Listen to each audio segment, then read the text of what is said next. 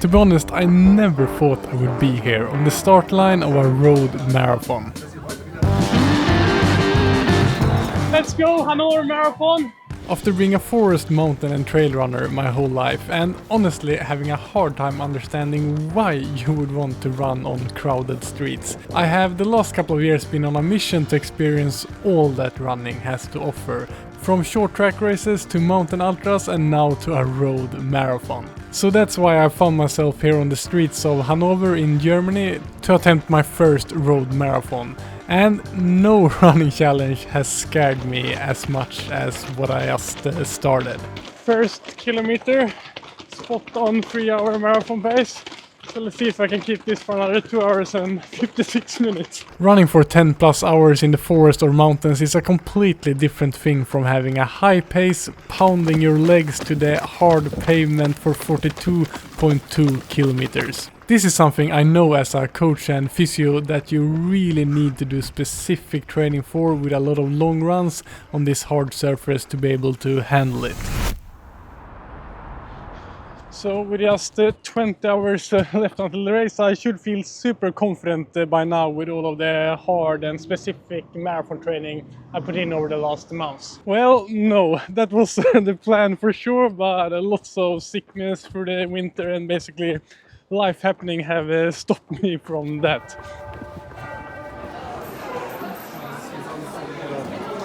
I was very unsure if I was even going to travel here after my very bad preparation. But I guess I was a bit too eager to get to experience my first ever road marathon. So yeah, I'm scared as hell.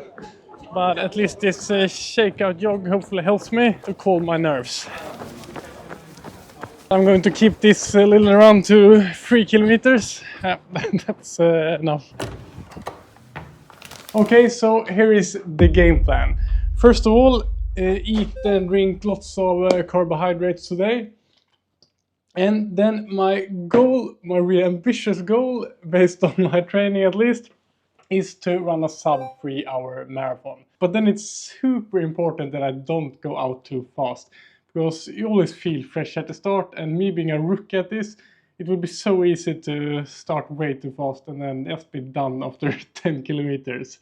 So start at 4:15 per kilometer, spot on that pace, and keep that for as long as possible, basically. So running a sub 3 hours is sort of a dream goal that is not super realistic. Like my VO2 max and my lactate threshold is up there, but my muscular tolerance shouldn't be up there at least. But also I gotta believe in myself today before. So this will be my kit for tomorrow. I'm running with the Nike Alphafly Freeze, and then I'll actually be running in long tights, since it's supposed to be quite cold tomorrow. I'm the only one in Hanover with long tights.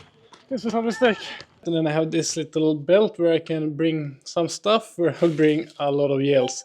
My plan is to take in 3 of these each hour, 3 of these 100 milliliter Morten gels, and that will give me 75 grams of carbohydrates per hour. Which hopefully my stomach can handle, and this is also one of those things you're supposed to train on in your long runs, and I've only had one run where I properly trained on this. So, but if my stomach can handle that amount of carbohydrates, it will help me stay energized through the whole marathon. And then we come to something really important for tomorrow. What I'll be wearing on my wrist, which is the Coros Pace Pro. And Coros is also sponsoring this video, so thanks a lot to Coros for providing these tools that will help me tomorrow. I will also be wearing the heart rate monitor to get really accurate heart rate readings. But this will be so important, because with this I can put in nutrition alerts. So every 20 minutes I'll get an alert that I should take a gel. And then also, as mentioned, the pace will be so crucial to keep a correct pace for tomorrow. And to get really accurate pace readings, even when there's tall buildings and so, I'll be wearing the Coros pod here. And what I also will do is that I will, on the Coros Pace Pro, put in a virtual pacer function, where I will put in the marathon distance and then my goal of 3 hours, and then the watch will help me keep me on pace and give me feedback if I'm ahead or if I'm behind. I'm 6 kilometers in, and to be honest, I'm already feeling the pace a bit, but I'm spot on my 3-hour marathon pace so far. I'm just going to try to lock it in and don't think too much about how far it is left. As you probably understand by now, I have huge respect for the marathon distance and what it will do to my legs. In one of the only specific marathon training sessions I managed to do prior to this race, I ran 10 kilometers at my 3-hour marathon pace on hard surface, and after that my calf muscles were completely destroyed. So although I wasn't feeling tired at all in this early stage of the race, I was so afraid that my muscles would start to hurt any moment now. I also realized that I had been focusing so much on my lack of preparation and how my body would hold up that I hadn't thought about another big element that you're supposed to train on your long runs building into a marathon. And that is the mental side of things. Because running sort of fast for 3 hours is a mental battle with a lot of negative thoughts that can come your way. And to be honest, I wasn't really enjoying myself at this point of the race. I started to think that maybe I was right about road marathons all along. Why would you want to run on flat roads in a crowded city? And yeah, I could already feel some uncomfort in my calves. But I had not traveled all the way here to give up this early, so I stuck to my 3-hour marathon pace and focused on getting in my energy gels every 20 minutes and tried to get to the halfway point feeling as good as possible.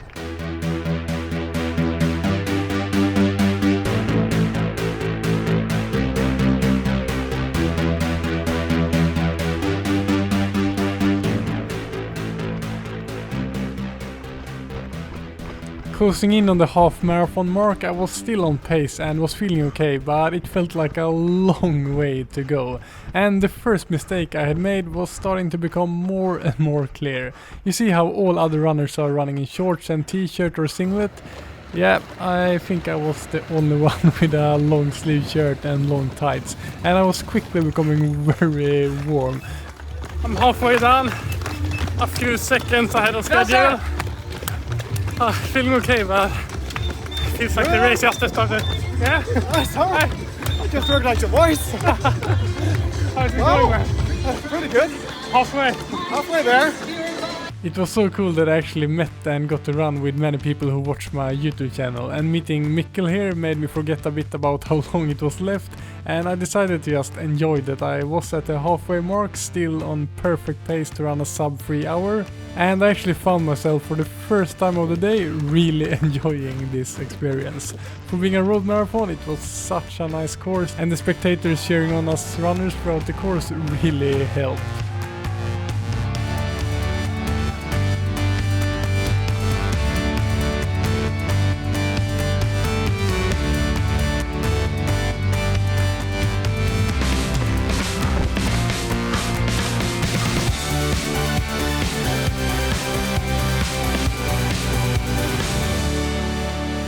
So I got to have my high on life moment in this marathon and put some kilometer at a good pace behind me. But there is this saying that the marathon starts at 30 kilometers, and already a bit before the 30k mark, reality was starting to kick in.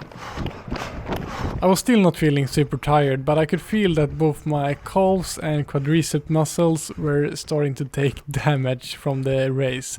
And this was what I was worried about with my lack of specific training, that my muscles wouldn't hold up for the full distance. It was still no problem keeping the pace, but I could feel that my muscles gradually started to hurt more and more with each step, so it felt like a ticking bomb and I was just waiting for me having to stop. I thought about dialing down the pace a bit to survive to the finish line, but then I remembered the conversation I had with the incredible 2:14 marathon runner Jake Berklaw when I just before this race interviewed him for my new podcast here on my YouTube channel. When I'm in pain, I'm telling myself, don't quit. Just like, if I ease off the pace, that's quitting in my head. So I just can't let myself down, basically, because I'm doing it for me, running in a way. it's only for personal fulfillment that I want to be as good as I can possibly be. So then I have to just give everything I can possibly give in a marathon when it's like just so painful.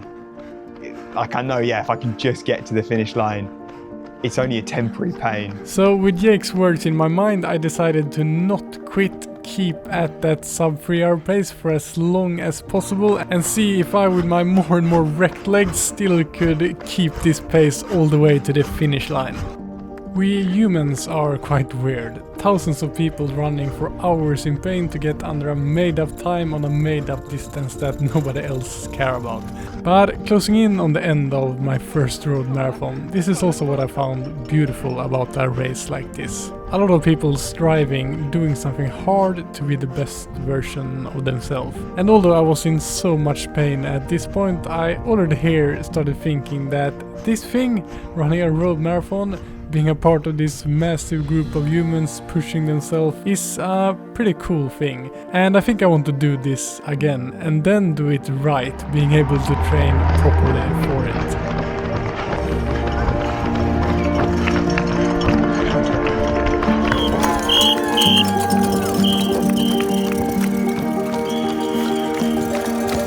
2:57.28. I did not think that was going to be possible based on my training, but I'm so happy that I stuck in there for the hard moments during the race and managed to get it done. A huge thanks to Chorus for sponsoring this video and providing these products. If you want to check out all of their products, there's a link in the description down below. And thanks for joining me in this race. Train smart, have fun, and I'll see you in the next video.